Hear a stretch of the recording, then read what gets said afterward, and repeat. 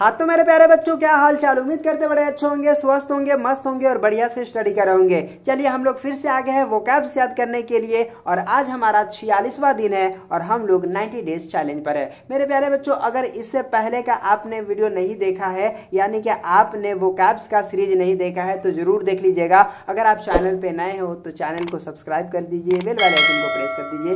चलिए वीडियो को शुरू करते हैं और आपको बताते हैं।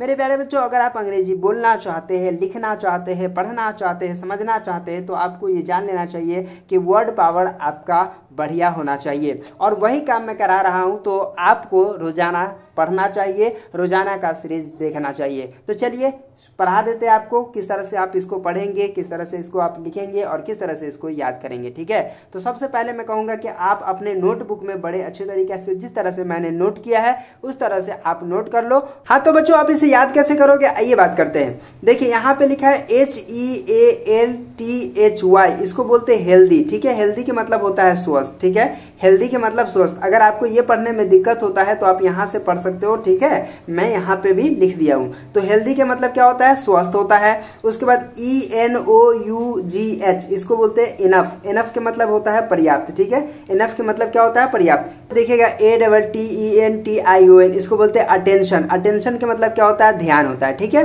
तो देखिएगा DECISION, इसको बोलते हैं डिसीजन। डिसीजन के मतलब क्या होता है, निर्णय होता है। ठीक है, तो आप याद करेंगे डिसीजन। डिसीजन के मतलब क्या होता है, निर्णय होता है। उसके बाद DIFFICULTY,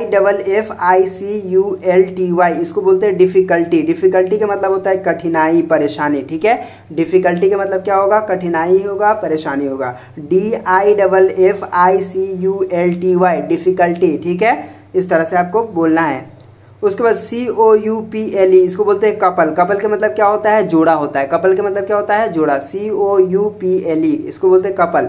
ठीक है, उसके बाद यहाँ पे देखिएगा IRRITABLE, इसको बोलते हैं इरिटेबल। ठीक है, इरिटेबल का मतलब होता है चिड़चिड़ा या परेशान। ठीक है, चिड़चिड़ा या परेशान। ठीक है, इरिटेबल का मतलब क्या होता है, चिड़चिड़ा या परेशान। ठीक है, इस तरह से आपको याद करना है। उसके बाद देखिए ABILITY, इसको बोलते हैं एबिलिटी। एबिलिटी का मतलब होता है योग्यता। ठीक है, एबिलिटी का मतलब क्या होता है, योग्यता होता है। उसके बाद JUDGEMENT, इसको बोलते हैं जजमेंट। क्या बोलिएगा, JUDGEMENT,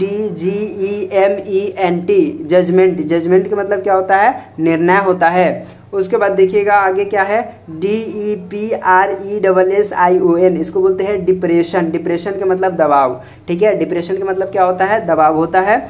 और उसके बाद यह है COMMON, इसको बोलते हैं कॉमन। कॉमन का मतलब आम होता है। ठीक है, किस तरह से पढ़िएगा, आइए एक बार और पढ़ा देते हैं ताकि जो है अच्छे तरीके से आप इसको क्या कर सको, याद कर सको। ठीक है, यहाँ पे देखिएगा हेल्दी लिखा हुआ है, हेल्दी के मतलब स्वस्थ होता है। एनफ लिखा हुआ है, एनफ के मतलब पर्याप्त होता है।